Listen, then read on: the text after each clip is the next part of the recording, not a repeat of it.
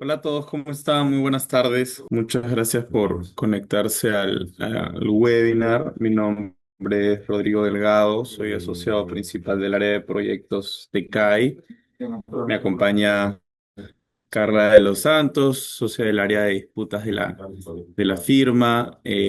Somos muy entusiasmados de poder conversar esta tarde con ustedes. Vamos a hacer un repaso breve, aproximadamente una hora, con algunos aspectos medulares de la nueva normativa de contratación pública que, como ustedes saben, ya entró en vigor en nuestro país y trae bastantes cambios significativos que vale la pena conversar en esta sesión. La exposición, como adelantaba, aproximadamente va a durar una hora y al final va a haber algún espacio para que nos puedan trasladar algunas preguntas. Si tienen preguntas durante la exposición, simplemente para no detenernos, les pedimos que por favor las escriban en el chat y el equipo de CAI que nos está ayudando en el webinar nos va a trasladar las dudas que ustedes gentilmente hayan colocado en la caja de preguntas del chat. Entonces, bueno, sin más preámbulo, empecemos. Mencionaba que soy Rodrigo, me acompaña Carla. Y hablemos, veo algunas caras conocidas, veo a Álvaro, veo a Marlo, qué gusto verlos conectados. Empecemos hablando de lo más básico en la modificación de la normativa de contratación pública. Todos conocíamos los famosos principios de la normativa de contratación pública. Ahora, esa nueva norma, la nueva ley y reglamento nos trae no solamente principios, sino también enfoques. Voy a hacer un spoiler respecto de un tema que es transversal y que vamos a conversar a lo largo de esta charla, y es que se van a dar cuenta que muchas de las modificaciones y novedades que nos trae la nueva normativa de contratación pública están vinculadas justamente con la incorporación de la experiencia del Estado peruano a lo largo de la ejecución de proyectos en el marco de convenios gobierno-gobierno. Como ocurre regularmente con las experiencias que va teniendo un gobierno, se van generando enseñanzas, reflexiones, análisis, y eso motiva que los aprendizajes se vean plasmados en las normas, que finalmente las normas van mostrando la realidad de lo que ocurre. Nuestro caso de contratación pública no ha sido para nada la excepción. Entonces, muchísimos de los conceptos que están previstos en contratos estandarizados, principalmente en modelos NEC, NEC 3, NEC 4, han sido incorporados a la normativa de contratación pública. Vamos a ver, por ejemplo, modalidades de ejecución contractual que antes no teníamos. Vamos a ver principios como lo traeré en algún momento, que son principios que se han utilizado mucho justamente en la contratación bajo convenios gobierno-gobierno, que han sido ahora plasmados en la norma. Un aspecto importante por el cual quisiera empezar en esta conversación es reflexionar también que un cambio positivo es que, a diferencia de lo que ocurría antes, que la norma estaba muy orientada hacia factores de competencia de precio, cuando vemos los principios de la contratación pública, se incluye y se le da bastante énfasis también a la evaluación de la calidad. Antes todos sabíamos que ganaba una licitación el postor que ofrecía el precio menor porque las bases del proceso de selección están muy orientadas a darle un peso primordial al factor de precio. Ahora, con la nueva normativa y con las modificaciones principalmente en el principio de competencia, esto no debería ocurrir. Otro cambio relevante en los principios es la modificación del principio de eficacia y eficiencia, que antes era un principio bastante genérico y que estaba orientado básicamente a los términos de la licitación, del proceso de selección, pero que con los cambios que ha tomado la norma permite que incluso aspectos que hayan sido, por ejemplo, considerados en el contrato, que sobre la práctica en la marcha impidan una correcta ejecución de un contrato, de un proyecto, puedan ser modificados. Esto con una fila intención que se ve reflejado en otras figuras, como la hablaremos más adelante, de la ampliación del plazo, que lo que se ha buscado es flexibilizar un poco, relajar un poco el peso que se le da al cumplimiento de formalidades, ¿no? Todos seguramente los que estamos reunidos en este webinar hemos tenido alguna vez alguna discusión con una entidad, por ejemplo, por el cumplimiento de una anotación en el cuaderno de obra y se ha rechazado alguna ampliación de plazo por la falta de anotación del cuaderno de obra. Esa clase de formalidades se están flexibilizando en la nueva normativa de contratación pública, ¿no? Y por ejemplo, el principio de eficacia y eficiencia recoge esto, ¿no? Que hay que priorizar el cumplimiento de los fines públicos en la contratación antes de la exigencia de formalidades propiamente. El principio de equidad ha tenido una pequeña evolución y ha incluido la palabra colaboración, que es una palabra, un término que se ha venido utilizando, como todos sabemos muchísimo, en los contratos NIC. Vamos a ver más adelante, además, que el principio de equidad que hemos utilizado muchísimas veces cuando teníamos que preparar reclamaciones para defender la posición de nuestros clientes por impactos en lo que conocemos como equilibrio económico financiero de un contrato, ha sido reconocido también de esta forma de manera expresa, pero ahora se le suma el componente de la colaboración. Otra de las novedades que también es un principio que hemos venido utilizando en el marco de la ejecución de los G2Es es el concepto del valor por dinero, ¿no? Es decir, yo espero recibir por el dinero que estoy pagando, contratando por la obra, lo mejor que podría recibir por ese monto. Creo que hay un eco, no sé, Aaron, si me ayudas a...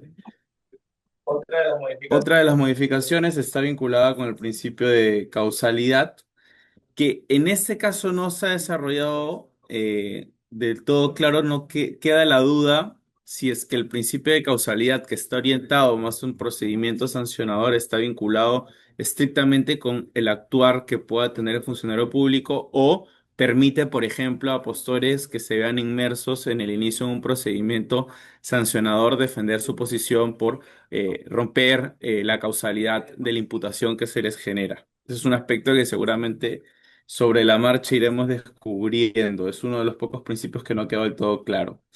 Yo les decía que además de estos principios se han incluido conceptualmente lo que se conoce como enfoques, ¿no? Que son preceptos transversales que refuerzan de alguna manera esta intención, ¿no? Por ejemplo, algunos de los enfoques que se han incluido son el de integridad, gestión por resultados, gestión de riesgos, gobernanza y profesionalización del actuar de los funcionarios públicos. De estos 5 nuevos enfoques que incluyen la normativa de contratación pública, yo quisiera compartirles la importancia del enfoque de gestión de riesgos. Todos en algún momento hemos sufrido y hemos hecho alguna crítica, evidentemente productiva, intentando que la contratación pública mejore respecto de la manera en cómo se gestionaban los riesgos en los proyectos y hemos encontrado muchas resistencias. En algún momento o se hizo un esfuerzo por generar una suerte de matriz de riesgos en contratos públicos, pero que finalmente muchas veces en la práctica los funcionarios no aplicaban. Esta normativa, de alguna forma, lo que intenta es modificar esta práctica y generar incentivos para que las entidades realicen trabajos y formulen sus licitaciones tomando en cuenta una correcta asignación de riesgos. Por ponerles 2 ejemplos para que esto se entienda de manera más concreta, al momento de desarrollar un proceso de selección, las entidades previamente deberán identificar los riesgos de su contrato y deberán identificar en cabeza de qué parte va a recaer este riesgo. Y en contratos que superen los 50 millones de soles, en paralelo a la ejecución del proyecto, se constituirá un comité de gestión de riesgos que va a ser un comité que va a acompañar a las partes desde el punto de vista de la entidad, por supuesto, revisando cómo se están gestionando los riesgos. Entonces, si por ejemplo tenemos un contrato en donde hay un riesgo que nosotros creamos que no está siendo correctamente gestionado, podremos dar cuenta de esa situación al Comité de Gestión de Riesgos para que el Comité de Gestión de Riesgos a la interna en la entidad revise el tema. Entonces, hay una clara intención, efectivamente, por robustecer los principios con la incorporación de esos enfoques y por dotar a los funcionarios públicos de mayores herramientas para la adopción de decisiones. Y entrando un poco más hacia los temas prácticos, otro cambio relevante es, lo tenemos en los sistemas de entrega de proyectos, de obras en general. Se mantienen, por supuesto, los esquemas clásicos, como es el esquema de solo construcción, el esquema de diseño y construcción, que lo conocíamos en algún momento como el concurso oferta, y se suman diseño, construcción, operación y mantenimiento. Se volvieron en los últimos años muy famosos estos contratos de servicio, ¿no? Que en realidad son contratos de conservación y mantenimiento en aquellas vías en donde no era de repente lo suficientemente atractiva una vía como para ser concesionada. El Estado vio la necesidad de mantener una carretera en lugar de tener que estar contratando cada cierto año el recapeo y la rehabilitación de la carretera, la necesidad tener que darle mantenimiento. Ahora se incorpora la posibilidad de un esquema contractual que permita bajo el mismo esquema el diseño, construcción, operación y mantenimiento. Esto es algo que ya lo vemos nosotros, por ejemplo, en el estudio, en la práctica, pero que se utiliza con un grupo de contratos que son financiados por el BID. Ahora se incorpora ese esquema contractual como una de las variables que puede considerar la entidad al momento de armar su proceso de selección y lanzar la licitación. Otro de los sistemas de entrega incorporados en la norma y que no estaban antes es la gestión. Vamos a ver dos tipos de contratos de gestión: gestión al riesgo y gestión de agencia. ¿Cuál es la diferencia entre gestión al riesgo y gestión de agencia según lo que nos dice la norma?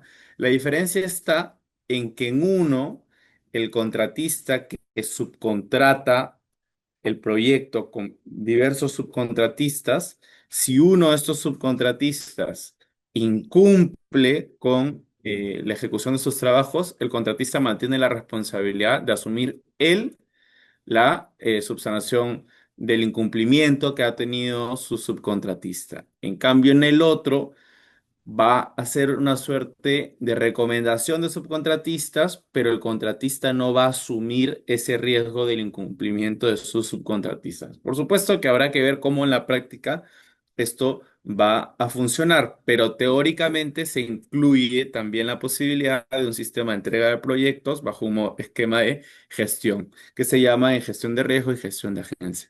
Y el último de los sistemas de entrega de proyectos que está incorporado y que probablemente sea el que exija mayor actitud colaborativa y mayor conocimiento y un mayor compromiso de las partes, es el esquema de alianza, ¿no? Para que se entienda, en un sistema de alianza participan todos aquellos actores que intervienen en la ejecución de un proyecto. Participa, por ejemplo, el supervisor, el diseñador, el constructor, proveedores importantes, y todos deberían firmar un solo contrato con la intención de sacar adelante un proyecto. Entonces, finalmente se van generando notificaciones en un solo contrato entre todos los agentes y cada vez que uno tiene un problema, por ejemplo, el proveedor de acero va a tener un problema en la dotación de este material, tendrá que informar la situación y entre todas las partes intentan encontrar una solución. Por supuesto que ese es el esquema más complejo de ejecutar, creemos, en nuestra realidad, pero valoramos y percibimos, por supuesto, como un mensaje positivo que ya siquiera se evalúe la posibilidad de ejecutar obras públicas bajo un modelo de alianza. Por lo que hemos investigado, en el Perú sí han habido casos de ejecución de proyectos con modelos o sistema de entrega de alianza, concretamente por obras de CEDAPAL. A mí me llamó muchísimo la atención que se haya incorporado ese sistema en la normativa, y averiguando un poco, habían tres paquetes que había ejecutado años atrás CEDAPAL con el esquema de alianza y por lo que me comentaron, salvo que alguien tenga alguna información distinta, esos paquetes salieron positivos. Fue muy, muy buena la ejecución de las obras dentro de las contingencias, por supuesto, que siempre tiene una obra pública. Importante que tomen en cuenta que desde el C hasta el F, es decir, diseño, construcción, operación y mantenimiento, gestión en sus dos tipos y alianza, la normativa de contratación pública exige que estos sistemas partan de la utilización de un contrato estandarizado de ingeniería y construcción, ¿no? Que podría ser un libro FIDIC, seguramente un libro plata o un libro amarillo, si es que estamos hablando de que se trata de componentes de diseño y construcción, ¿no? Y en el caso de los contratos de gestión podría ser, por ejemplo, un modelo NEC, ¿no? En cuanto a las modalidades de pago, se mantienen las modalidades típicas que conocemos, suma alzada, precios unitarios, el esquema mixto y se incorpora la modalidad de costo reembolsable. Esto tiene bastante sentido por la incorporación justamente del contrato de gestión que veíamos hace un momento que regularmente se vincula con una modalidad de pago bajo costo reembolsable. Los contratos de consultoría para la elaboración de expedientes técnicos o supervisión se pagarán mediante tarifa o un esquema mixto. Luego tenemos las condiciones para el inicio de la obra. Las condiciones no han variado tanto, siguen siendo la misma, la entrega del expediente técnico eh, finalizado, la existencia de un supervisor, la disposición del terreno en la cual se va a ejecutar el proyecto, sea a una disposición total o una disposición parcial. Y una novedad es que ahora sí se exige para el inicio de la obra la suscripción del contrato tripartito que va a tener la JPRD, que antes se conocía como JRD, pero que ustedes saben que ahora le han sumado la P para enfatizar las labores de prevención de las juntas, ¿no? Esto que antes finalmente no era una condición para el inicio de la obra, en la práctica terminaba ocurriendo que no había mucho incentivo por las partes en constituir la JRD en ese momento, ahora JPRD, y el contratista, por ejemplo, tenía una serie de reclamaciones que formular y no tenía un mecanismo, el mecanismo idealmente pensado en el proyecto para que existan un panel de expertos que puedan emitir una opinión al respecto.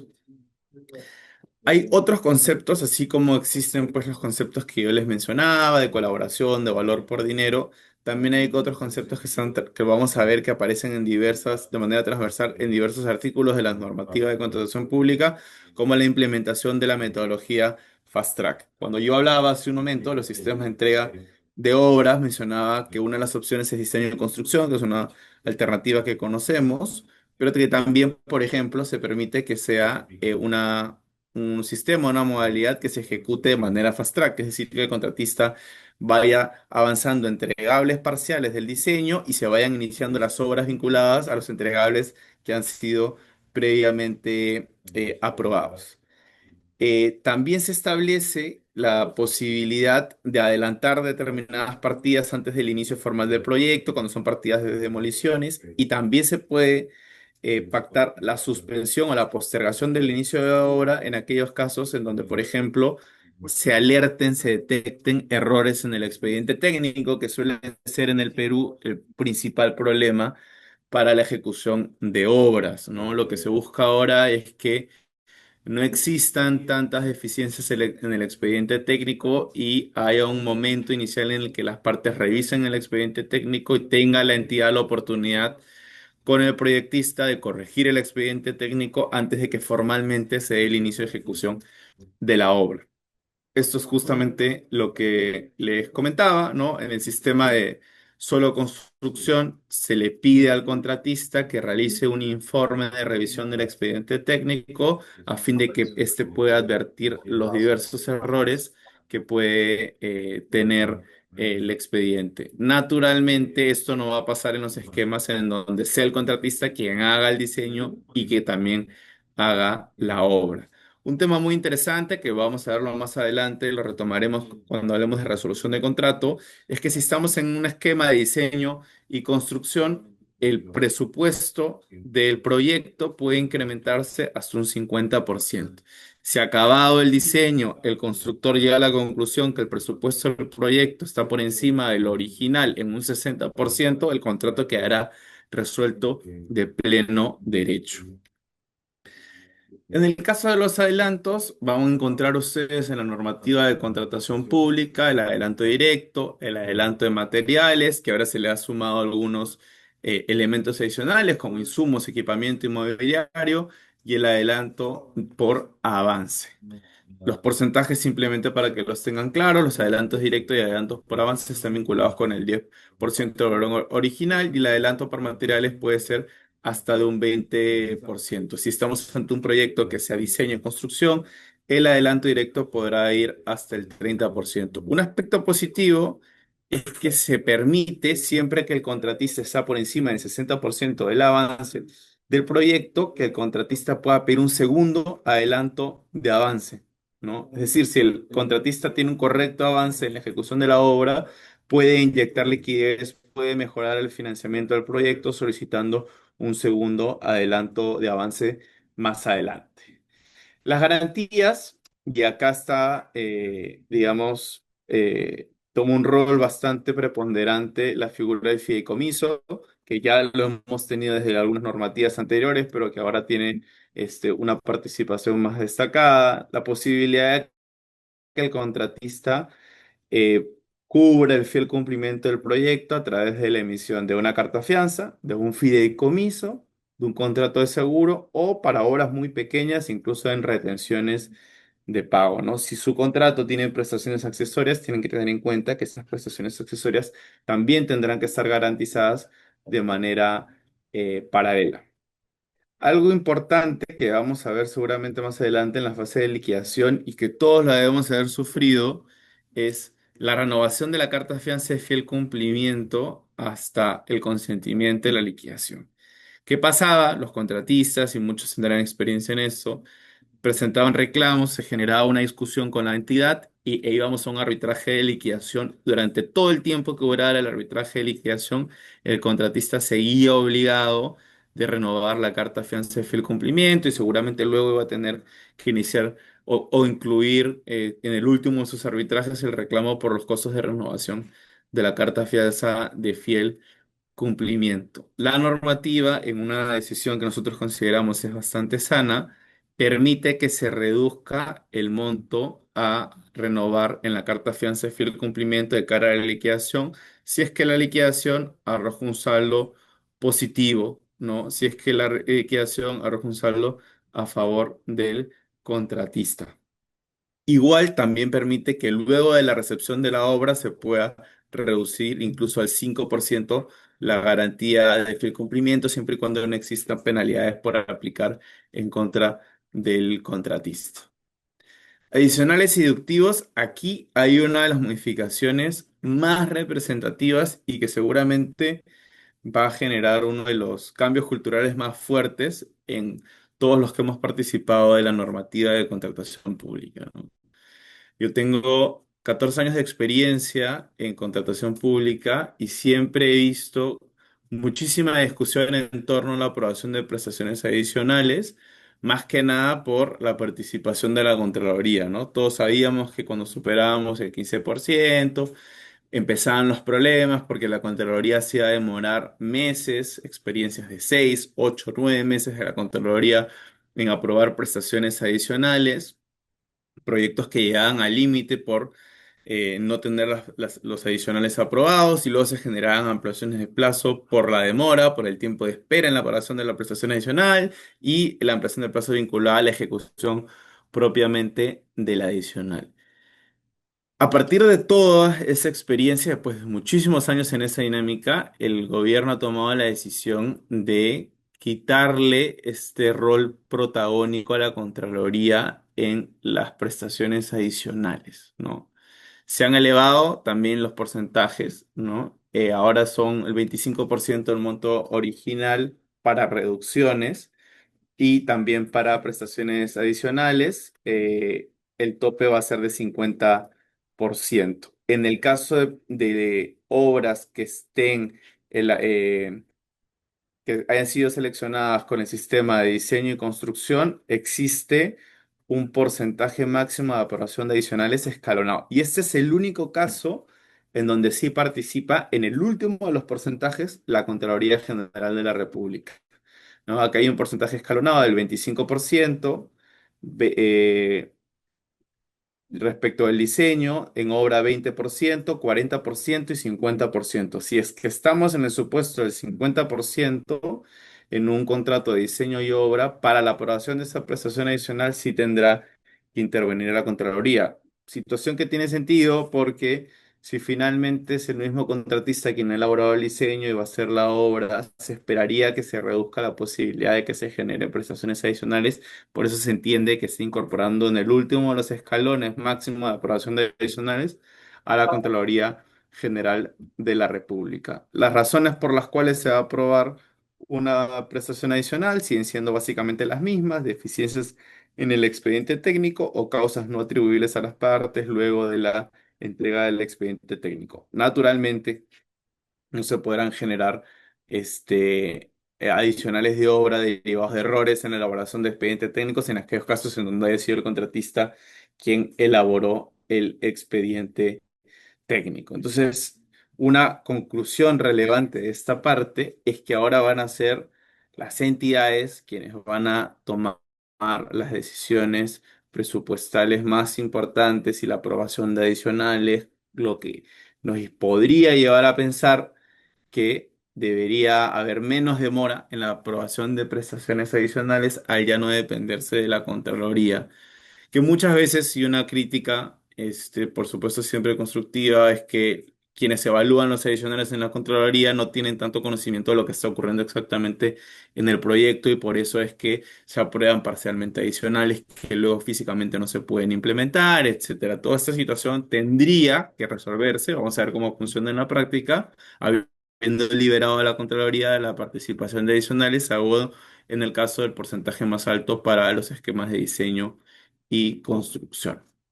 Los mayores metrados, la figura sigue siendo igual. Únicamente tomen en cuenta, por favor, que los porcentajes de incremento de mayor metrado forman parte de la bolsa de los porcentajes que se han considerado también para prestaciones adicionales. En las ampliaciones de plazo, a ver, de manera sustancial, los términos siguen siendo lo mismo. Algunas cosas positivas que han variado es lo que mencionaba al inicio, que es la exigencia de formalidades. Yo decía que seguramente todos los que estamos en esta conversación hemos tenido en alguna oportunidad una discusión en torno a la anotación de manera oportuna o de manera completa de un asiento del cuaderno de obra para la presentación de un adicional. Yo recuerdo muchas veces que en el momento en donde la norma te exigía anotar el inicio y la continuidad, la entidad te rechazaba la ampliación de plazo por no haber anotado el fin de la causal, pese a que no era una exigencia. Cuando luego pasó a ser una exigencia de la norma, cuestionaba que ese asiento de cierre no había sido anotado exactamente el día en que cesó la causal de ampliación de plazo. Y a partir de eso se generan otras discusiones paralelas, como tengo que anotar el inicio de la causal, tengo que anotar el inicio de la causal cuando genere el impacto, etcétera.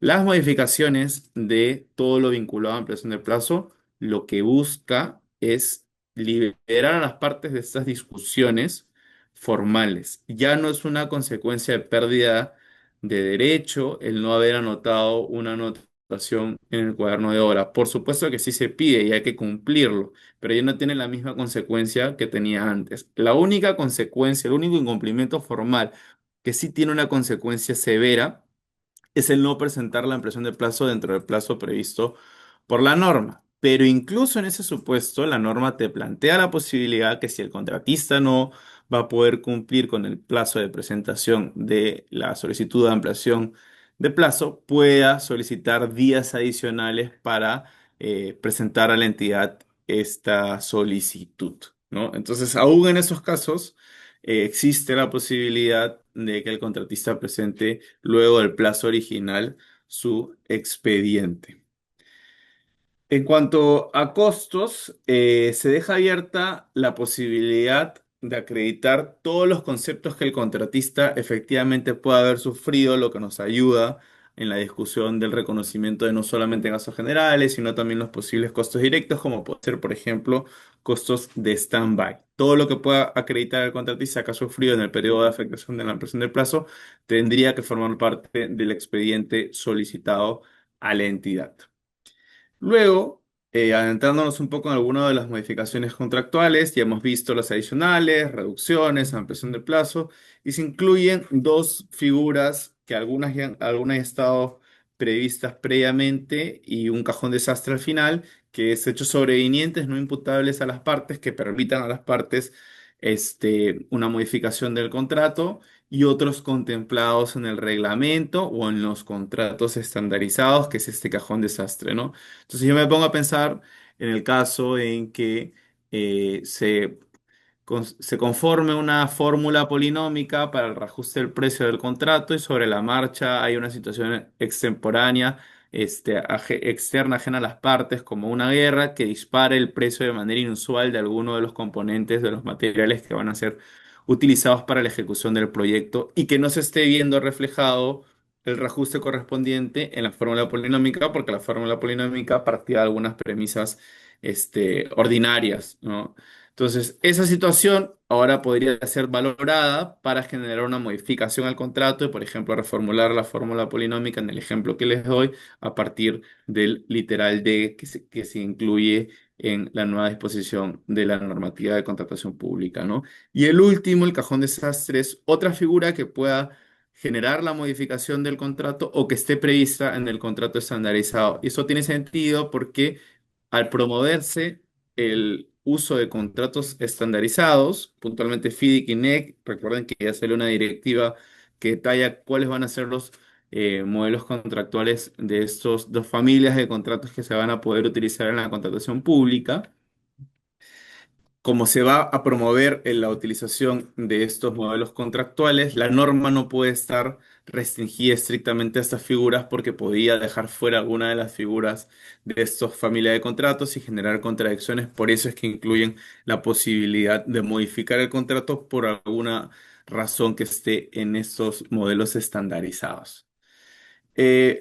Las partes también pueden pactar en determinados casos la suspensión de plazo, por ejemplo, en aquellos supuestos en donde estemos cercanos a un periodo de lluvias, ¿no? Únicamente tomen en cuenta que la norma es clara al indicar que no se van a reconocer ni gastos generales ni costos directos, únicamente los costos estrictamente vinculados con la suspensión que se haya generado, ¿no? Como podría ser tal vez los costos de desmovilización y movilización por el periodo y el inicio, ¿no? Se incorpora también la mención que la falta de pago de dos valorizaciones consecutivas da lugar a la suspensión y al reconocimiento, en este caso sí, de gastos generales y los costos directos que el contratista pueda haber sufrido.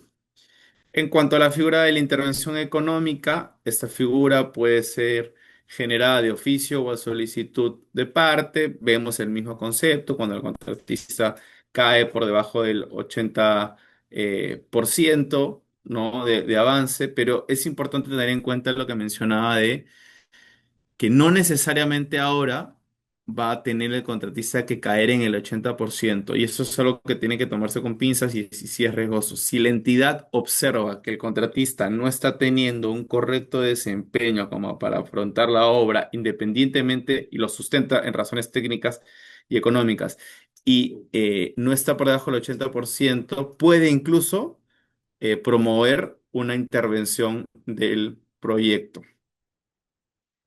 La resolución del contrato está prevista bajo tres figuras. La resolución anticipada, yo les comentaba el caso de los contratos bajo el sistema diseño y construcción. Si el presupuesto al acabado del diseño supera en un 50% el presupuesto original considerado para el proyecto, el contrato queda resuelto en ese mismo momento. Y bueno, vía intimación y sin necesidad de intimación previa, como podría ser, por ejemplo, en algún supuesto de corrupción que se haya detectado, ¿no? Si es que no se enuncia al momento de resolver el contrato, si se trata de una resolución parcial o total, se entenderá que es una resolución total. Em, ¿Qué más puede ser relevante en esta parte? Bueno, el plazo, han colocado algunos porcentajes, pero básicamente sigue siendo el mismo y es el mismo plazo del Código Civil de 15 días para la intimación. Fast Track les comentaba y les decía hace algún rato que en diversos artículos de la normativa de contratación pública se ha incorporado la posibilidad de ejecutar proyectos bajo un esquema Fast Track, pero el legislador ha sido conservador y creo que una buena decisión de reservar la utilización del esquema Fast Track solamente para aquellas entidades que puedan explicar cuáles son las ventajas y cuál es la viabilidad técnica de aplicar la metodología Fast Track y que además tengan experiencia previa ejecutando contratos bajo un esquema Fast Track en donde las obras que ejecutaron en esa oportunidad no superaron el 30% del presupuesto original. Y hay una intención clara a lo largo de la norma de evitar algo que está pasando ahorita, lo vemos todos, por ejemplo, con los proyectos de la ANIN, y ya bueno, muchos habrán enterado por la página web de la ANIN y por los diversos comunicados y periódicos que hay un problema, por ejemplo, presupuestal en la ANIM, porque proyectos que que empezaron costando 1x, ahorita están costando 3 4x, no por un problema propiamente del contratista, sino porque el presupuesto original era un presupuesto muy antiguo, el alcance era un alcance diferente, bastante más reducido del alcance actual y diversos otros factores, pero lo cierto es que hay una realidad que es que se ha incrementado exponencialmente el presupuesto de estos proyectos, lo que se busca y se nota en diversos artículos de la ley y el reglamento de la nueva normativa de contratación pública es que se busca frenar esta situación, que los presupuestos de las obras públicas se disparen. En cuanto al cronograma, una modificación interesante es que se incluye el concepto de aceleración. Hay efectivamente han cometido algún error en la nominación de la figura, en cómo lo están denominando, pero el concepto de aceleración, es decir, que el contratista plantee al propietario la alternativa de entregarle la obra en un menor plazo que el originalmente previsto, está ahora considerado como intensificación del programa de ejecución. Siempre que el contratista logre demostrar los beneficios que genera la entrega temprana del proyecto y pueda sustentar los costos que dicha medida involucraría, eso podría ser aceptado por la entidad y se implementaría en el proyecto. Luego se mantiene la figura de lo que todos sabemos en el fondo es una recuperación, pero que la norma incorrectamente llama como aceleración, que es cuando caes por debajo del 80% y necesitas recuperar el avance de obra. La ingeniería de valor es otro de los conceptos novedosos que se están incorporando y que permite que en contratos de diseño y obra el contratista plantee alternativas que puedan generar ahorros. Y justamente otra de las buenas noticias es que se permite de manera expresa que ante supuestos que generen ahorros para un proyecto, se repartan incentivos entre las partes. Es decir, si es que el contratista plantea una opción técnica, una modificación en ingeniería que va a generar un ahorro de 5 millones de soles de la obra, se permita ese ahorro de repente de esos 5 millones, repartir 2 millones, un millón, perdón, repartir 2 millones para el contratista que fue quien generó el ahorro. Ahí lo único que tienen que tener en cuenta es que la norma no establece una regla exacta para la repartición de incentivos, sino lo que dice es que en las bases del proceso de selección tiene que estar definido cómo se van a repartir estos incentivos, ¿no? Entonces, habría que revisar cuál es la regla de las bases o tendría que ser un aspecto que tendrían que tener en cuenta al momento, por ejemplo, el formular consultas a bases sobre cuál van a ser los porcentajes de repartición de incentivos si se aplica ingeniería de valor en un proyecto.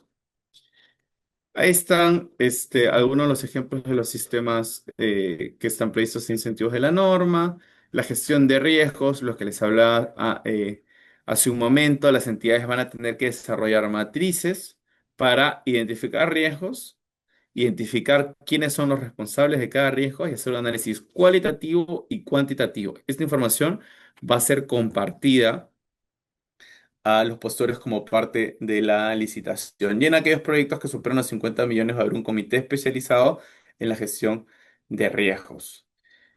Respecto del proceso de recepción, no hay muchas variaciones. La única variación que considero es positiva es que en la práctica ocurría muchas veces que el comité de recepción de obra iba a visitar la obra, identificaba algunas observaciones, luego se levantaban las observaciones y se le convocaba nuevamente para que confirme el levantamiento de las observaciones. Y en ese ejercicio se formulaban nuevas observaciones al proyecto. Y así se generaba un loop casi que interminable del proceso de recepción.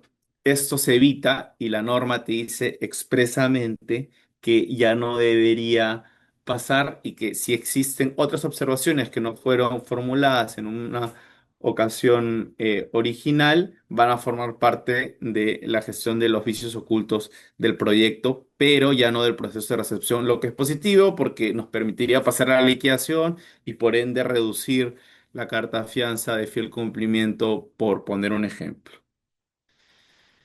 En la liquidación, creo que la principal novedad es que se les da facultades a la JPRD de participar en esta situación, que seguramente Carla les va a contar ahora en un momento, y que se flexibilizan los pasos que se tienen que contar de última ratio para presentar la liquidación.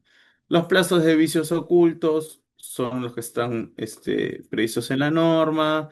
Para aquellos que sean adquisiciones, entrega inmobiliario, van a ser de 2 años, la elaboración de expedientes técnicos de 3 años y la obra no menor de 7 años. Un aspecto importante es que se permite establecer topes de límite de responsabilidad en los contratos, ¿no? Es decir, bueno, yo he visto algún caso, una resolución de un contrato en donde la entidad demandaba al contratista por el 100% del valor del contrato. Ya esos casos evidentemente ya no van a pasar porque se permite topes de responsabilidad, por ejemplo, en vicios ocultos del 20%. ¿Va a existir todavía los G2G? ¿Van a existir todavía los PMO? La respuesta es que sí, pero de manera restringida. Se consideran muchos requisitos que se tienen que cumplir por parte de las entidades para poder solicitar la necesidad de un nuevo G2G para el desarrollo de un proyecto. Naturalmente, después de haber pasado por diversos convenios gobierno-gobierno, lo que se espera es que las entidades hayan adquirido cierta experiencia y puedan desarrollar. Ese es otro de los claros ejemplos que nos muestra la preocupación principalmente del MEF por cautelar el presupuesto de los proyectos, ¿no? Entonces, cuando una entidad solicite la necesidad de un G2G para desarrollar un proyecto, va a tener que sustentar por qué es que técnicamente corresponde contar con una asesoría de un gobierno externo para el desarrollo de ese proyecto. Va a tener que ser aprobado por el MEF y luego de la evaluación tendrá que confirmarse que no deberá superar el 50% del presupuesto original que se tenía para este proyecto. Eh, Algo muy importante es que en el caso de las PMO, simplemente para recordarlo, cuando hay un G2G, el gobierno peruano firma un convenio con otro gobierno extranjero y ese gobierno extranjero conforma una PMO, ¿no? O asistencia técnica, como se le conoce para ser exactos en estos G2G, conformada por empresas que tienen un origen del país, ¿no? Entonces, por ejemplo, si el G2G es con Reino Unido, están Arup, Leeds, Mace, que son empresas de origen inglés, ¿no? Entonces, la norma, si bien pone estándares altos para G2E, también pone algunos otros estándares para la posibilidad de que la entidad ya no tenga que proponer un nuevo G2E, sino que pueda esa entidad contratar directamente a una PMO en lo que se llama asiste.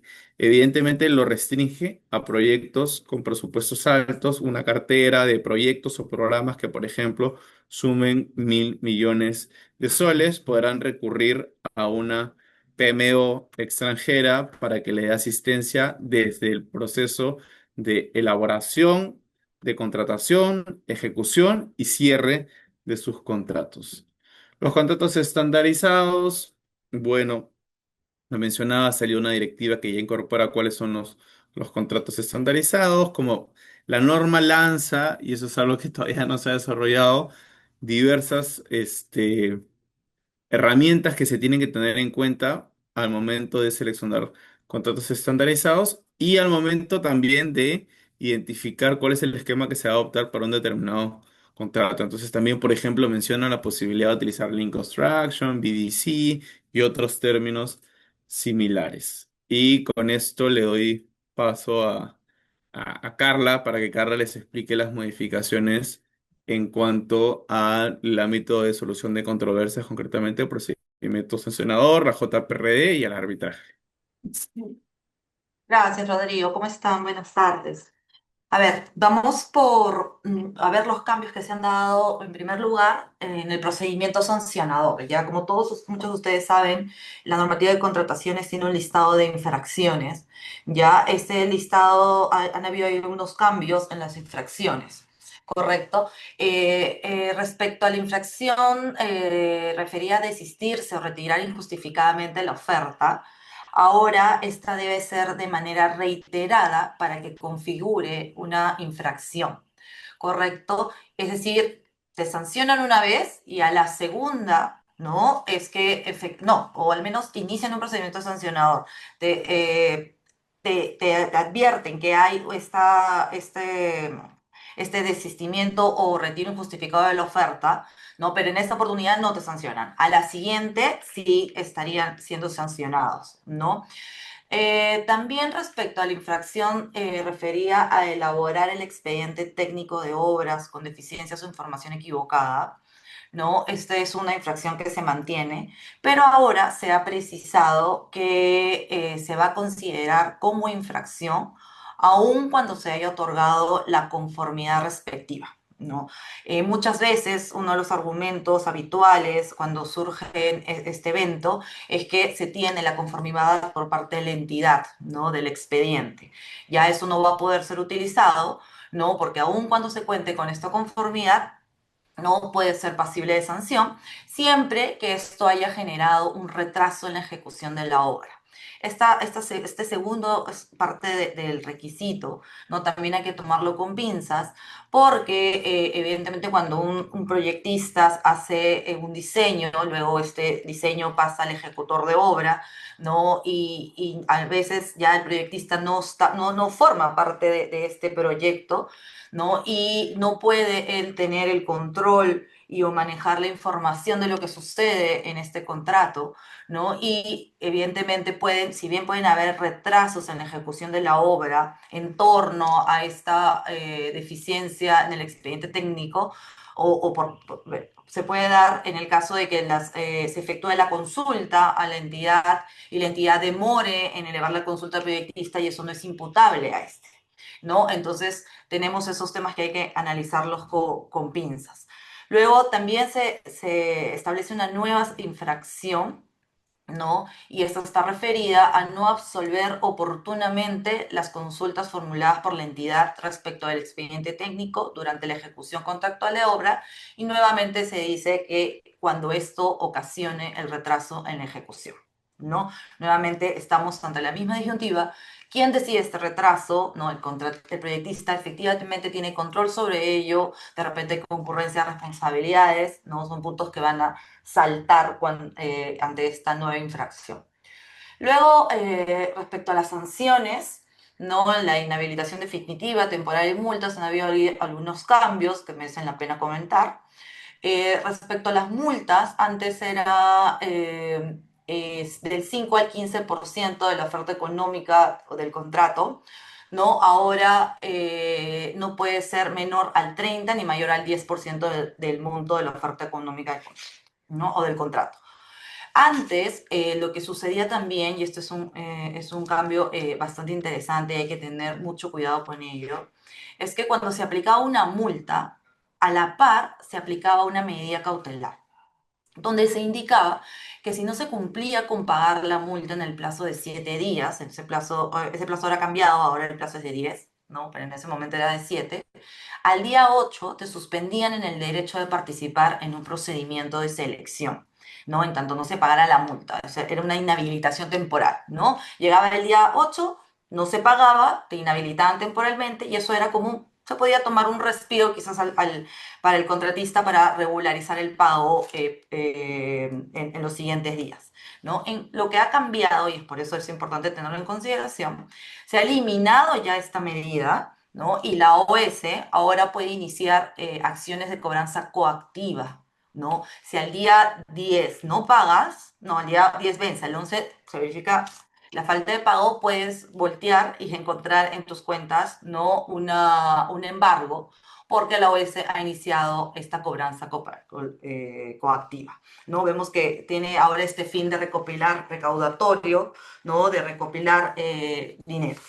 Entonces hay que tener cuidado con ella. Ahora también en el marco de este afán por recopilar recaudatorio, ¿correcto? También hay una oportunidad de pago, de pronto pago, ¿correcto? Si es que se hacen ahora descuentos en multas, ¿no? Si les comentaba que se tiene un plazo de 10 días para pagar las multas y te harán un descuento del 30% por un pronto pago a los 5 días y uno de 15% por un pronto pago al sexto día, ¿no? En ambos casos, siempre que no se haya interpuesto la reconsideración, ¿no? Tienes que dejar consentir la sanción, ¿no? No hay reconsideración, podrías acceder a estos descuentos por pronto pago. Ahora, respecto a la inhabilitación temporal, hay ciertos cambios para cuatro infracciones, ¿no? Que generan habilitación temporal. Ahora el tribunal podría cambiar esta inhabilitación temporal por multa, ¿correcto? Siempre que se cumplan con ciertos supuestos. Y si es, el primero es que estemos ante la primera vez o segunda vez que te sancionan en los últimos 4 años y que el plazo de inhabilitación sea igual o menor a 8 meses, ¿no? En esos casos, el tribunal puede otorgar la opción del pago de una multa. Esto aplica para cuatro infracciones, que son la de elaborar el expediente técnico con deficiencias, no absolver oportunamente consultas formuladas, supervisar de manera negligente la ejecución de obras y perfeccionar el contrato luego de la suspensión o recomendación de nulidad. Ahora, respecto a la responsabilidad en estas infracciones, ¿no? Siempre sabemos que es una responsabilidad objetiva, se cumple el supuesto hecho y te sancionan, ¿no?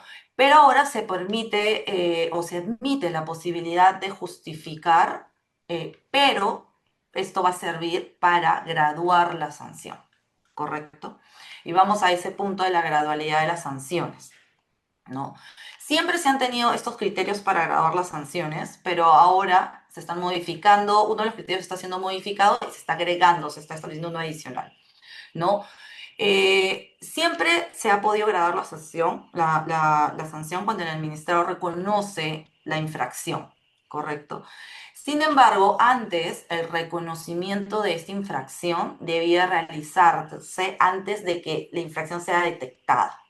¿Correcto? ¿Qué es lo que sucedía? Siempre había esta etapa instructiva previa, ¿no? Donde la entidad pedía documentación, o el tribunal, perdón, pedía documentación a la entidad, ¿no? Y era un ida y venida de comunicaciones hasta que finalmente te informaban del inicio del procedimiento sancionador. Antes lo que sucedía es que en esta etapa instructiva tú tenías que aceptar, reconocer la infracción, ¿no? Y esto era utilizado para graduar la misma.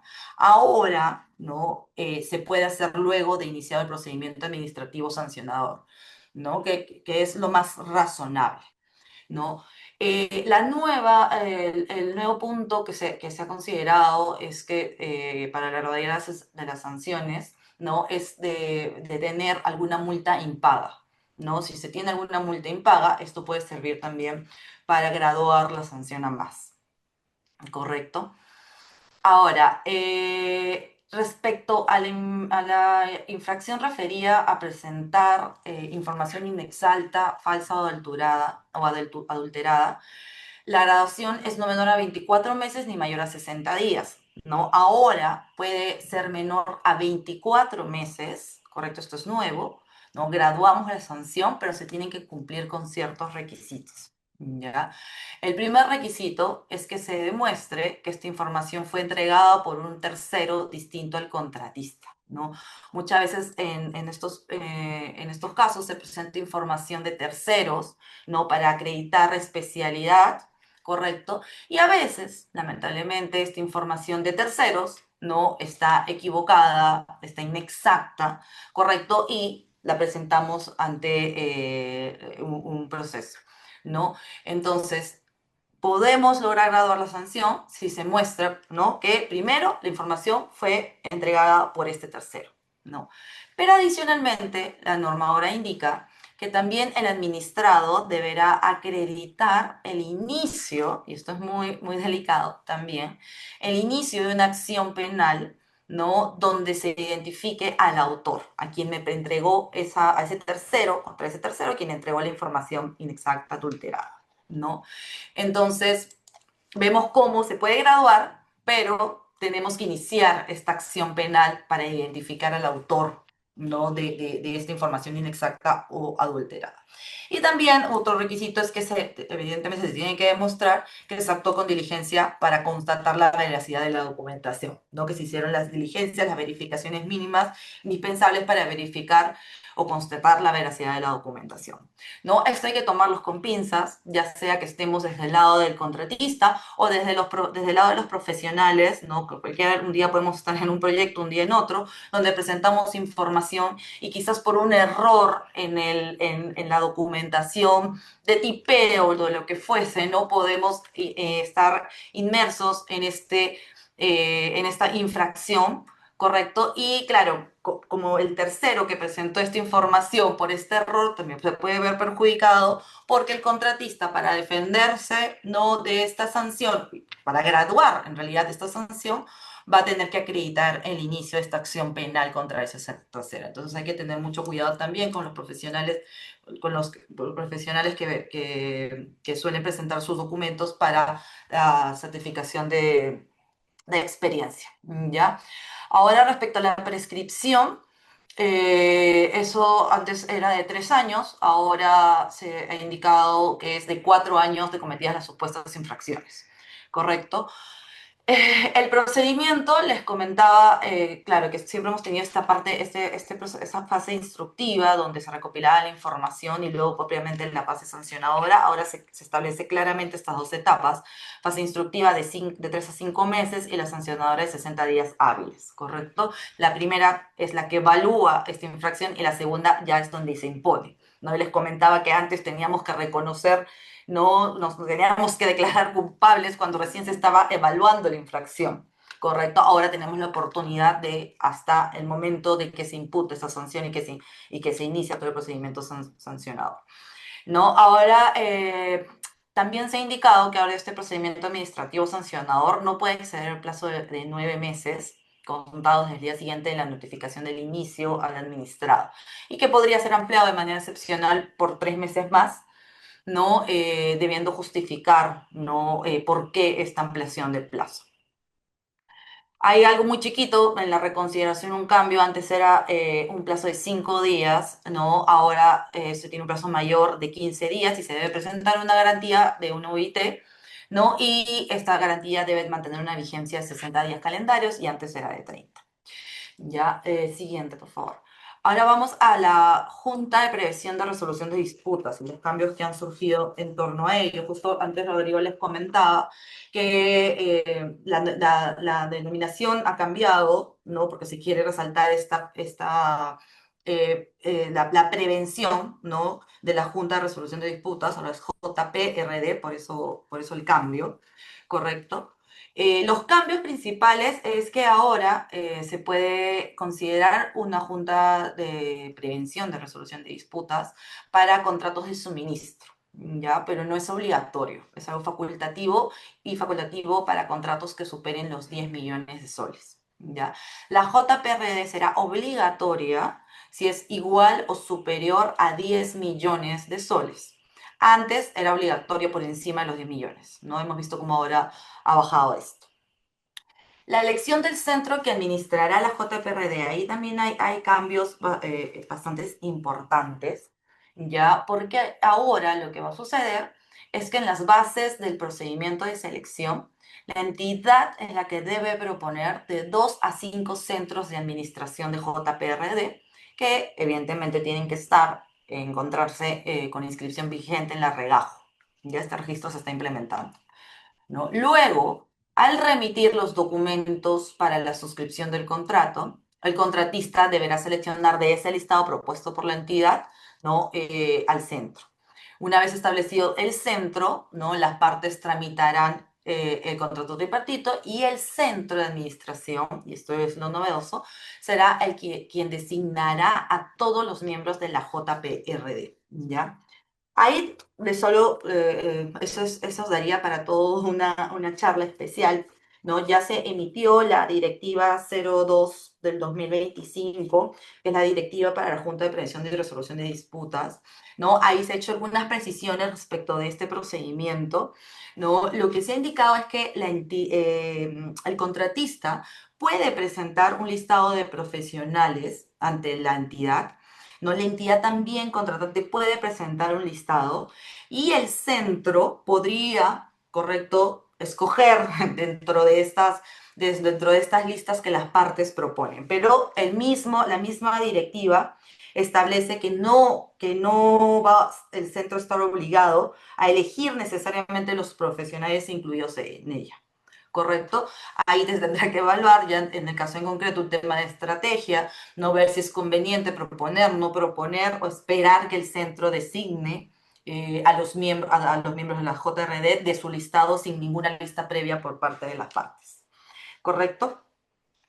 Ahora, la conformación de la JPRD para obra es de 1 a 3 miembros, según el acuerdo de las partes. A falta del acuerdo, será un miembro cuando el contrato tenga un valor menor a 50 millones. Antes el monto era de 40 millones. Y va a ser sí o sí 3 miembros cuando el monto del contrato tenga un valor igual o superior a 50 millones. Para contratos de suministro, ojo, ahí la JPRD siempre va a estar integrada por un solo miembro. ¿Ya? La modificación de la conformación de la JPRD también es algo nuevo, ¿no? Que se ha considerado en esta nueva normativa, donde se indica que en contratos de obra bajo el sistema de entrega distintos a solo construcción, ¿no? Por ejemplo, diseño y construcción, en las bases del procedimiento de selección se puede establecer que la JPRD modifique su conformación para cada uno de los componentes del contrato. Es decir, si estoy en la etapa de diseño, puedo tener a ciertos miembros, ¿no? Y luego cuando pasa la etapa de construcción, cambio la conformación, ¿no? Se tiene pro, contras, ¿no? Quizás lo que se busca es tener esta especialización específicamente en diseño, luego se busca la especialización específicamente en ejecución, supervisión, ¿no? Pero lo que sí dice la normativa es que el presidente de la JPRD sí va a permanecer para todos estos componentes, desde el inicio hasta el final, ¿no? Quizás para tratar de mantener también esta continuidad, porque lo importante o lo que se resalta bastante de tener una JPRD y de ahora establecer en la norma que sí o sí tiene que ser desde el inicio, se tiene que conformar, si no también es un incumplimiento de una obligación esencial, ¿correcto? Es tener en el proyecto a este panel de especializados que conozcan el proyecto desde su nacimiento, conozca todos sus problemas y finalmente lo acompañe hasta el final, ¿no? Entonces, quizás el cambio podría entorpecer ello, ¿no? Pueden haber ahí posiciones a favor, en contra, ¿no? Pero manteniendo al presidente, quizás no se quiere mantener esta continuidad y, claro, evidentemente el presidente va a tener esta responsabilidad de trasladar la información adecuadamente, ¿no? Al siguiente panel, ¿no? Ahora, sobre las materias que pueden ser vistas ante una JPRD, hay 3 cambios importantes, ¿no? Uno nuevo, y que ya también lo adelantó Rodri, porque ya ahora ya es materia arbitral, es las prestaciones adicionales aprobadas por la entidad, pueden ser sometidas a la JPRD, las que son aprobadas por la entidad, ¿correcto? Y bueno, no podrá ser sometido a este mecanismo en las controversias de validez, nulidad, eficacia del contrato, ¿no? Otro punto nuevo es que la liquidación de obras, ¿no? Puede ser llevada a una JPRD. Esto en la medida de que así se haya determinado en la estrategia de contratación. Utilizan específicamente esta palabra, la estrategia de contratación. ¿A qué quieren hacer referencia? A las bases, ¿no? Que en las bases específicamente se ha indicado que la JPRD puede mantener su vía hasta la liquidación de la obra, ¿no? Por último, se dispone ya expresamente en la normativa que la JPRD es competente para dictar todas las medidas provisionales, transitorias, temporales o de conservación con la finalidad de asegurar la ejecución contractual y efectividad de las decisiones. Ya antes, esto no estaba tan claro en la normativa, lo que íbamos a una directiva, donde la directiva de manera muy gaseosa se indicaba que la JRD estaba facultada para adoptar medidas que resulten necesarias para cumplir con sus funciones, ¿correcto? Y claro, si es que no había un reglamento que expresamente indicaba que se podía otorgar estas medidas provisionales, transitorias, temporales de conservación sobre el fondo, habían JPRDs que no otorgaban estas medidas, ¿correcto? Pero ahora la normativa ya expresamente lo indica, ¿no? Pueden tomar estas medidas con la finalidad de asegurar la conservación, la ejecución contractual y la efectividad de sus decisiones, pero, y eso expresamente lo dice la normativa, ¿no? Que la JPRD no pueda poder dictar medidas que suspendan la ejecución contractual, ¿no? Ahí el interrogante, ¿era necesario hacer esta precisión? No era necesario. Evidentemente, la finalidad de tener una JPRD es mantener la continuidad del proyecto, que llegue a su fin, que no se suspenda, que llegue, ¿no? Que cumpla su finalidad pública, ¿correcto? Entonces, evidentemente, la JPRD no va a poder dictar una medida que vaya en contra de esa finalidad, ¿no? Lo han puesto para precisar, para que no quede ninguna duda, ¿no? Y por ahí no tengamos sorpresas, ¿no? De una medida que busque entorpecer la ejecución contractual, ¿no? Ahora, una nueva función, que ya también lo adelantó Rodrigo, de la JPRD, la asistencia a las partes en la prevención de desacuerdos. ¿Correcto? Esta asistencia pues, se va a poder realizar mediante conversaciones entre la JPRD, las partes, o mediante reuniones separadas con el previo asentimiento de la otra parte, ¿no? Pero evidentemente no va a ser vinculante. Ahora, la disolución de una JPRD. ¿Ya? En caso de disolución de una JPRD, el centro y las partes están obligados a conformar otra en un plazo no mayor de 30 días calendarios. Y esto, la norma expresamente indica que el incumplimiento de esto constituye un incumplimiento, ¿no? De una obligación esencial y es causal de resolución del contrato, ¿no? Sobre el pago de los costos de la JPRD también hay una novedad, ¿no? Antes, claro, en caso de una de las partes no cumpliera con el pago, tenía que ser asumido por la otra parte, ¿no? Subrogarse y efectuar el pago. Y recién al final podría haber retribuido esos pagos efectuados en subrogación, ¿no? Sin embargo, ahora se ha precisado que este pago que una de las partes realice en subrogación será incluido o descontado del pago de la siguiente valorización, ¿no? Es decir, si tenemos un contratista de entidad que no paga, ¿no?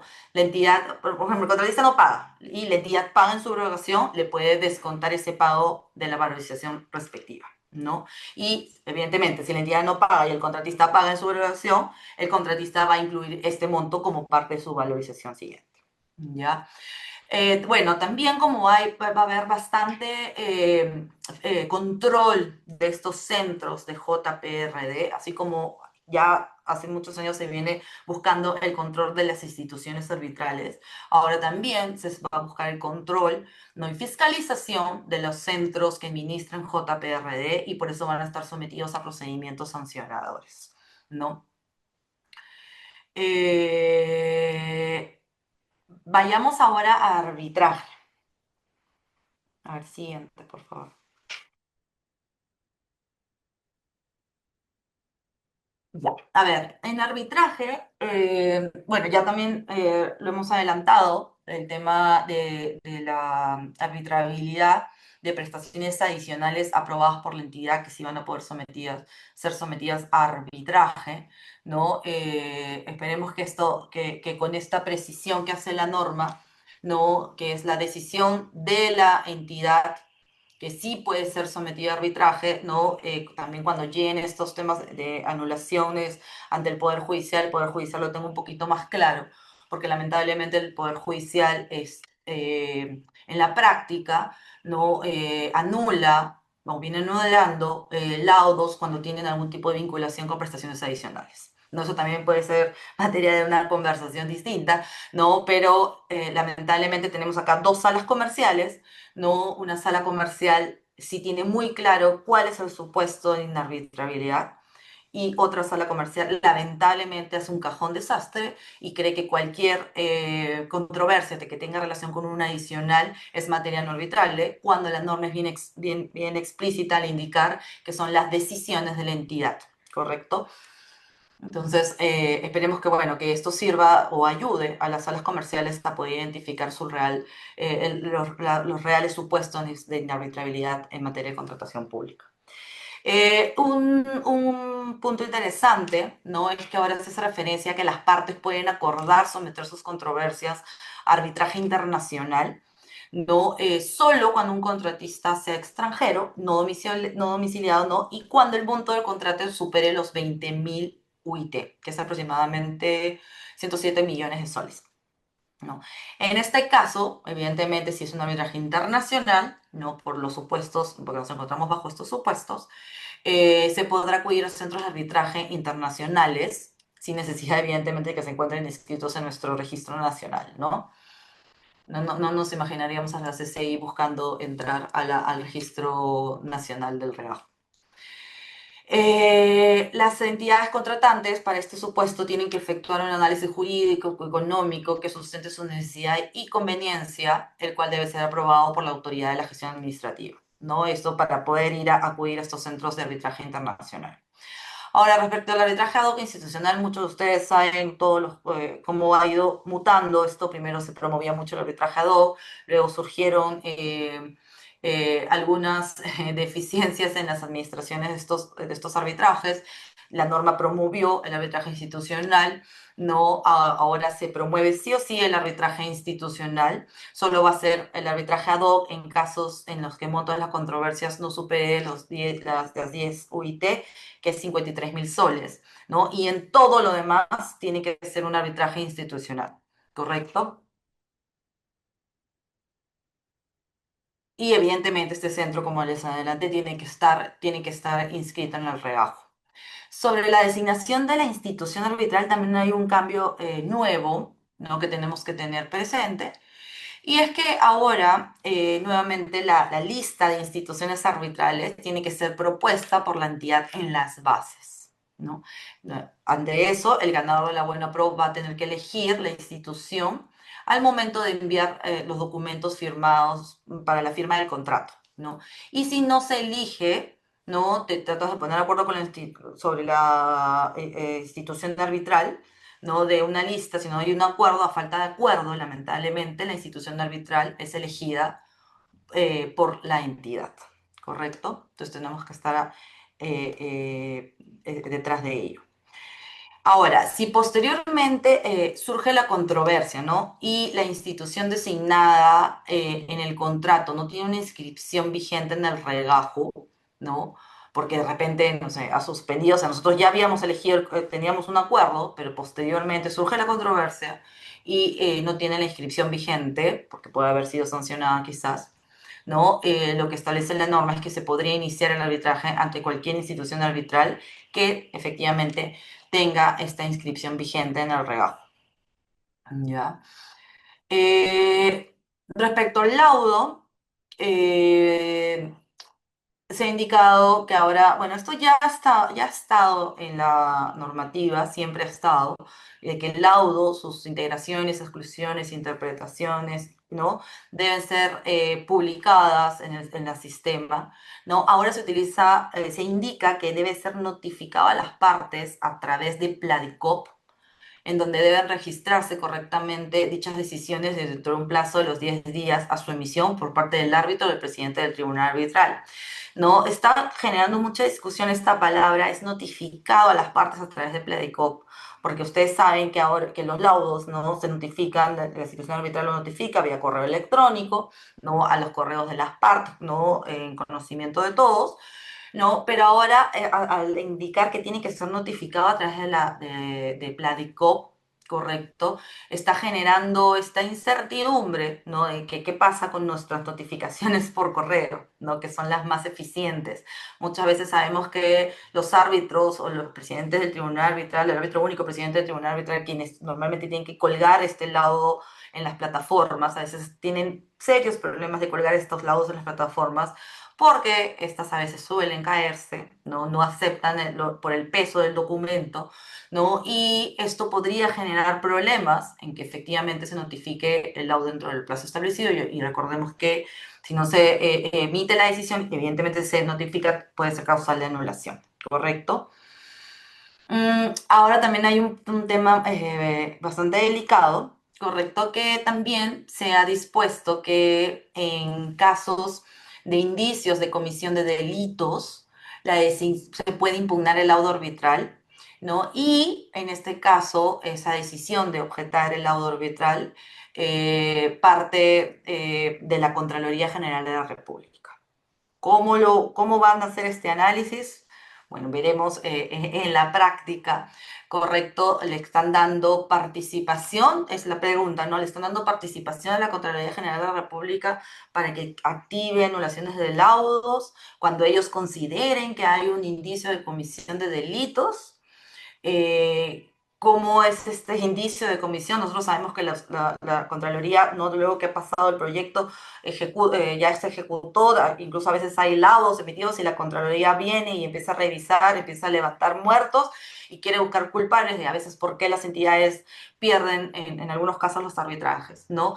Y en esa situación podrían buscar, ¿no? Algún indicio, por qué le aprobaste la adicional, por qué hiciste, por qué le aprobaste esta ampliación de plazo, por qué no fuiste eficiente, por qué no seguiste el procedimiento, crear una historia de indicio de comisión de delitos, ¿no? Y buscar la impugnación del laudo arbitral, no por esta circunstancia, lo cual es algo bastante delicado, ¿no? Y ojo que actualmente no tiene la Contraloría, bueno, actualmente la Contraloría lo que ha venido haciendo antes, bueno, antes de esta norma es iniciando procesos civiles, judiciales, ¿no? Incluso luego de que ya se habían emitido laudos, ¿no? Cosa juzgada, incluso la entidad habiendo pagado montos que correspondía de acuerdo al laudo, ¿no? Hemos visto casos donde la Contraloría ha iniciado procesos judiciales, civiles, no de indemnización, no hubo obligación de dar suma de dinero, donde mete a todos los funcionarios que tomaron decisiones, ¿no? Y también mete a los contratistas. Entonces, si ya lo han hecho eso de manera civil, ¿no? Ahora pueden entrar también a la anulación del laudo con esta ventana que se les está dando. Ya, ahora, bueno, el abandono del proceso, ¿no? Esto ya estaba en el decreto de urgencia 2020, pero ahora se precisa que quien tenga pretensiones y no realiza actos de impulso del proceso arbitral durante 4 meses, ¿no? Se podrá declarar el abandono del proceso de oficio o a pedido de parte. ¿Ya? En recusaciones también hay una novedad, ¿no? Ahí con Rodrigo siempre hemos conversado sobre este punto, sobre qué tan bueno no es esta nueva disposición, ¿no? Ahora se ha indicado que si una de las partes acumula 3 recusaciones que se declaran infundadas en un mismo arbitraje, sean continuos o no, ya no puede interponer una nueva recusación en dicho arbitraje. Restricción al derecho a defensa, ¿no? Versus el tema de utilizar la herramienta de la recusación de manera adecuada, ¿correcto? Evidentemente, esta es una respuesta a la práctica, a veces indebida, de alguna de las partes que por entorpecer el arbitraje recusan formular recusaciones frívolas, ¿correcto? Y con la única finalidad de entorpecer el arbitraje. Es una respuesta a ello, sí, es conveniente tal vez, ¿no? Correcto, pero lo que sí es importante y creo que es lo que está detrás de ello es que los operadores del arbitraje tenemos que utilizar las herramientas de manera adecuada, ¿no? Hay veces, muchas veces, hay tribunales de repente que no son del todo aceptados por alguna de las partes, pero evidentemente para formular una recusación hay que tener esas herramientas para efectivamente presentar la recusación, ¿no? Porque es una bala sagrada, ¿no? Y no podemos promover la presentación de recusaciones frívolas, ¿correcto? Por lo que único que hacen es entorpecer el arbitraje. Muchas veces hay algunos clientes que desean interponer recusaciones, ¿no? Pero siempre la recomendación es analizar el caso concreto, analizar si efectivamente vamos a remover a ese árbitro del caso, porque si no lo removemos, simplemente vamos a tener, ¿no? Alguien de repente indispuesto, porque recordemos, finalmente son tribunales arbitrales, ¿no? Personas con emociones, y a veces hay árbitros que sí deciden retirarse cuando ven una recusación, hay otros que no se retiran y cargan con ello durante todo el transcurso del proceso arbitral. ¿Ya? Ahora, sobre las medidas cautelares, no proceden, se indica ahora que no proceden las medidas cautelares destinadas a impedir, paralizar o retrasar el inicio o continuidad de la ejecución de obras, específicamente en salud, educación, infraestructura vial, saneamiento y la gestión y conservación por niveles de servicio para el mantenimiento vial. Lo que está buscando la norma nuevamente es proteger el proyecto, correcto, no medidas cautelares para la paralización, no más paralización de proyectos por medidas cautelares indebidas, porque lamentablemente a veces y muchas veces nosotros vemos que llegan medidas cautelares obtenidas en Chachapoyas, en el centro de arbitraje de Chachapoyas, no en Cajamarca cuando el proyecto es de Lima, ¿no? Y lamentablemente, nuevamente, ¿no? Se utilizan estas figuras, ¿no? De manera inadecuada, entorpeciendo el proyecto, ¿no? Cuando ahora lo que busca la norma es que los proyectos avancen, no más paralización de proyectos, ¿correcto? Ahora ya se acepta como contracautela la caución juratoria para contrataciones de hasta 200 UITs, ¿no? Así como para la contratación con micro y pequeñas empresas. En los demás casos, la contracautela es la carta fianza financiera, patrimonial, bancaria y condicional, solidaria y irrevocable de realización automática, ¿no? En favor de la entidad contratante.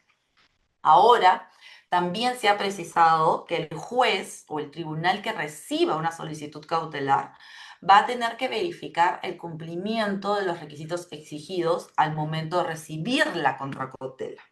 ¿Correcto? Y si no verifica, esto constituye causal de nulidad de la medida cautelar en caso se conceda la medida cautelar con inobservancia de ellos. Claro, lo que sucedía antes, ¿no? Es que se pedía la contracautela, ¿no? O se presentaba una vez que la medida cautelar era otorgada, ¿correcto? Ahora no, vamos a tener que presentar la contracautela al momento de presentar la solicitud arbitral, porque va a ser un requisito que será evaluado por el juez o tribunal al momento de recibir esta solicitud cautelar, ¿correcto?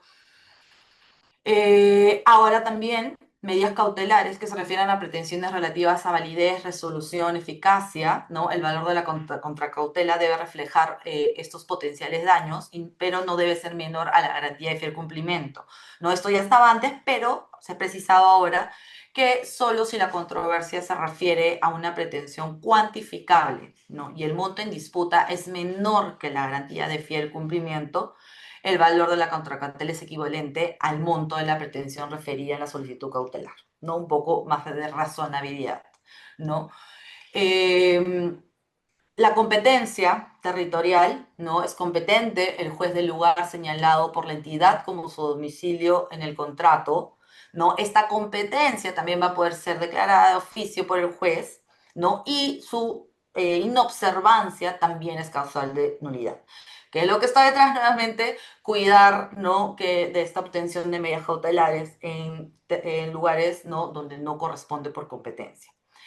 El arbitraje de emergencia, ¿no? Se ha indicado esta figura también utilizada de acuerdo a lo que establezcan los centros de arbitraje, ¿no? Ahora este solo procede en controversias de contratación pública cuando el convenio arbitral señala expresamente y siempre que este arbitraje sea conocido por la misma institución en la que se debe de tramitar el arbitraje definitivo, ¿correcto? No procede arbitraje de emergencia en los arbitrajes ad hoc. ¿Correcto? Esto, evidentemente, es algo, también es una respuesta a lo que sucedía en la práctica, ¿no? Lo que sucede en la práctica es que muchas veces uno está administrado, administra su arbitraje o según la cláusula arbitral en un determinado centro, pero de repente pues, se busca obtener medidas cautelares en un centro distinto del interior del país, ¿correcto? Ahora lo que está promoviendo esta norma es no, ¿correcto? Solo va a ser puede proceder esta figura del árbitro de emergencia cuando pidas la solicitud de emergencia ante el mismo centro que finalmente va a conocer el arbitraje definitivo. ¿Correcto? Es una respuesta a también a veces a ciertas irregularidades en la obtención de medidas cautelares, ¿no? Bueno, con eso he tratado de hacer un barrido entre el procedimiento administrativo sancionador, JPRS y arbitrajes. Como les indiqué, ya se ha emitido esta directiva, ¿no? Sobre la Junta de Prevención de Resolución de Disputas, donde ya se han precisado más cosas en torno a estos paneles, ¿no? Y que podríamos conversar con ello. Cualquier duda, encantadísima de resolverla. Muchas gracias, Carlita. Te liberamos que sabemos que tienes una reunión ahorita. Sí, pero Eh, dejo mi correo por el chat. Cualquier duda, encantada de poder absorberla. Voy buenísimo, a dejar por buenísimo, acá. Carlita. Una novedad que no comentamos al inicio es que ahora va a existir incluso la posibilidad de que se generen negociaciones entre las entidades y los contratistas, ¿no? Antes todos sabíamos y nos enterábamos sobre quién había sido el postor elegido a través de la publicación del SEACE, ¿no? Y acá hacemos un paréntesis que el SEACE ahora va a ser absorbido por una plataforma más grande que se llama Pladicop, que la mencionaba Carla, ¿no?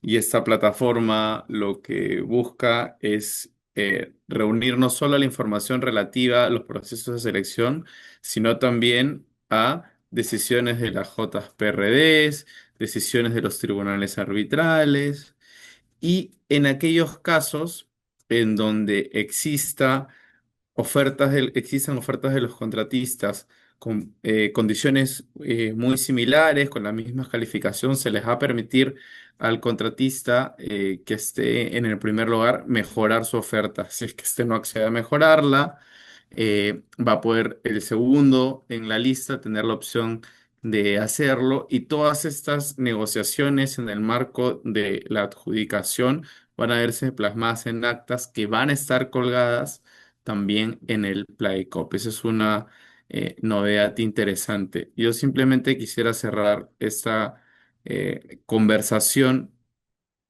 eh, con dos últimas reflexiones. La primera es que evidentemente, yo lo comentaba hace un momento, la norma lo que intenta es ajustarse a la realidad. Hemos visto cómo desde el lado de ejecución contractual se han incorporado principios como value for money, como la colaboración, conceptos como el fast track, modalidades y sistemas de entrega del proyecto como los contratos de gestión en sistemas de precio como costos reembolsables que se han venido utilizando en los últimos años con los contratos gobierno-gobierno, pero en el área de solución de controversias también ocurre una situación similar. Todos estos problemas que han habido por la obtención de medidas cautelares, por ejemplo, en regiones que nada tenían que ver ni con el lugar de la firma del contrato ni con el lugar de la ejecución del proyecto, evidentemente han generado que el legislador tome mayores precauciones e incluye en la norma candados a que estas situaciones ocurran, ¿no? Otro candado que lo comentaba Carla es la obligación de que si se pacta árbitro de emergencia, ese centro de arbitraje que ve ese arbitraje de emergencia sea el mismo centro de arbitraje que va a ver el arbitraje de fondo. La limitación de la posibilidad de recusar a los árbitros es otra también de las reglas que se han modificado. Y la segunda reflexión es que todos estos cambios, muchos de ellos positivos, creo que representan un desafío importante para ver cómo en la práctica van finalmente a terminar siendo plasmados por las entidades y por los funcionarios. Uno podría pensar que aquellos funcionarios que representan el gobierno central tendrán más facilidad de poder incorporar tantos cambios. Vamos a ver qué pasa con gobiernos regionales, por ejemplo, y ni qué decir de algunas municipalidades distritales que tengan que utilizar la misma norma. Veremos y seguramente luego tendremos más conversatorios para conversar sobre cómo va avanzando esta situación. Agradecerles finalmente a todos por haber participado. Les comentamos que esta conversación está siendo grabada y les va a llegar a su correo electrónico para que durante todo el mes de agosto la tengan a disposición y si quieren volver a escucharla, puedan acceder a ella sin ningún inconveniente. Me ha dado mucho gusto ver tantos nombres conocidos como el de María Luisa, Marlo, Mayra, Jorge Zorrilla, Carlos Hidalgo, Andrés y un montón de personas a las cuales desde CAE le tenemos un montón de afecto. Esperamos que la charla haya sido de su interés. Hemos intentado resumir en 1 hora y media los aspectos principales. Es muy difícil, podríamos pasarnos mucho más tiempo conversando de eso, pero finalmente queríamos abrir la mesa de discusión y por supuesto que siempre vamos a estar desde el estudio a su disposición para poder aportar con ideas y poder atenderlos en todos los desafíos y los proyectos que ustedes tengan. Les enviamos un fuerte abrazo a todos y esperamos que estén bien y cuídense mucho. Muchísimas gracias por su tiempo. Hasta luego.